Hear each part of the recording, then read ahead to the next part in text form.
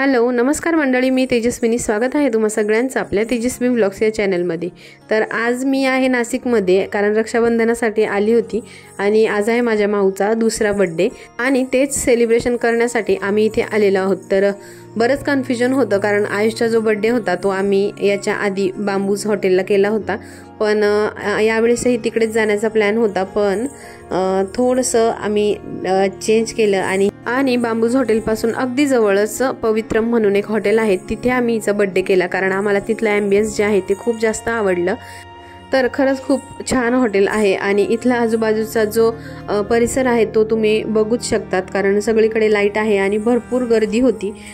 इथे तुम्ही बघू शकता किती सगळ्या गाड्या लागलेल्या आहेत आणि खरंच पार्किंगसाठी सुद्धा खूप छान व्यवस्था होती. आणि पुढे तुम्ही बघायलाच बर्थडे किती मस्त सेलिब्रेट झाला ते. तर इथला जो मधला परिसर आहे तिथे आजूबाजूला हे जे 2 गार्डन एरिया आहे, इथे बर्थडे सुरू होते. तर बऱ्याच लोकांनी बर्थडे केले, जवळजवळ 4 ते 5 बर्थडे तेवढ्या वेळामध्ये तिथे झाले. तर त्यासाठी इथे आम्ही बाजूला थांबलो होतो, तर कारण की केक अजून आलेला नव्हता आणि मावशी घेऊन येणार होती, तर त्याचमुळे इथे आम्ही थांबलेलो आहे.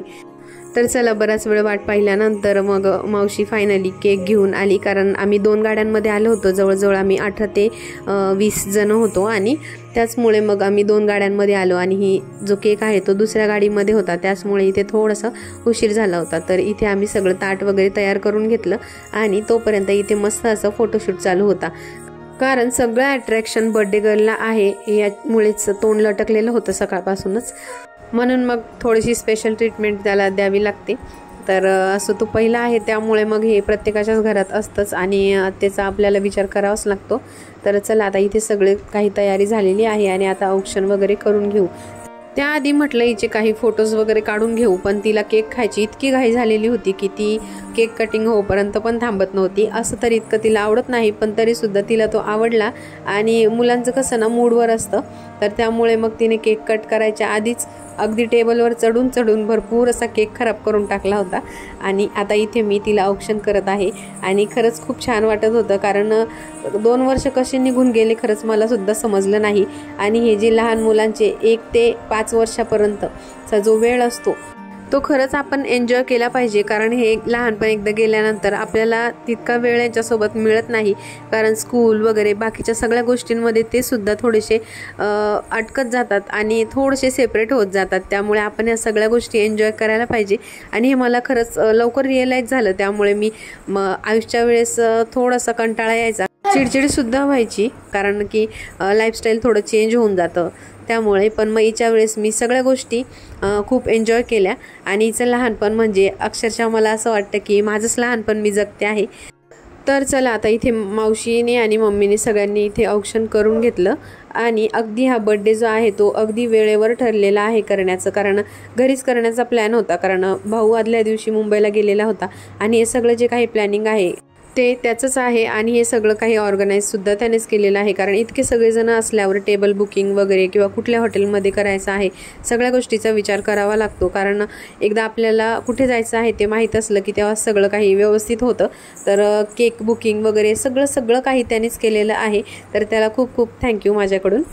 मावचा बर्थडे खरं तर माझ्या घरीच करणार होते, म्हणजे भुसावळला, पण मग नेमकी रक्षाबंधनमुळे इकडे आले आणि 1 दिवस एक्स्ट्रा थांबणं झालं, कारण दादाचं अचानक मुंबईला जाण्याचं ठरलं, त्याचमुळे मग 1 दिवस माझंसुद्धा पुढे थांबणं झालं आणि म्हणूनच हे सगळं बड्डेचं इथे सेलिब्रेशन करता आलं. तर खरंच ती खूप लकी आहे की तिच्या सगळ्या गोष्टी अशा काही विचार न करता, प्लॅनिंग न करता मस्त होऊन जातात.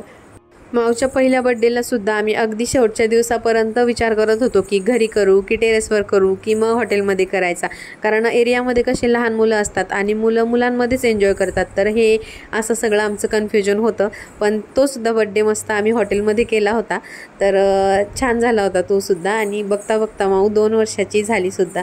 तर चला, आता इथे मस्तपैकी केक कटिंग झाली, सगळ्यांसोबत मस्त आम्ही फोटो वगैरे काढले आणि या सगळ्या फोटोशूटमध्ये आम्हाला इतका वेळ झाला की आमचा जो टेबल बुक केलेला होता तिथे आणखी खूप मोठी फॅमिली होती, त्यांनी तो घेतला आणि त्याचमुळे मग आम्हाला दुसऱ्या टेबलवर वेळेवर अरेंज करावं लागलं.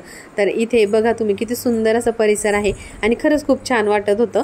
बाजूलाच गार्डन वगैरे आहे, तर मुलांनी एन्जॉय पण केलं आणि तोपर्यंत एक दुसरा टेबल त्यांनी आमच्यासाठी अरेंज करून दिला होता आणि मस्तपैकी मग आम्ही ऑर्डर केलं आणि खूपच दिवसांनी असं सगळे एकत्र आलेले आहेत. नंतर आम्ही मस्त असं जेवण वगैरे केलं. तर अशा पद्धतीने आजचा बर्थडे सेलिब्रेट झालेला आहे. जर तुम्ही नाशिकमधले असाल तर ह्या हॉटेलला एकदा नक्की भेट द्या, कारण खरंच टेस्ट वगैरे ही खूप छान होती आणि क्वालिटीसुद्धा खूप छान होती. तर चला, आजचा व्हिडिओ कसा वाटला कमेंटमध्ये नक्की सांगा आणि व्हिडिओ जर आवडला असेल तर व्हिडिओला लाईक, शेअर आणि चॅनलला सबस्क्राईब करा. उद्या पुन्हा भेटूयात एका नवीन व्हिडिओसोबत. तोपर्यंत बाय बाय.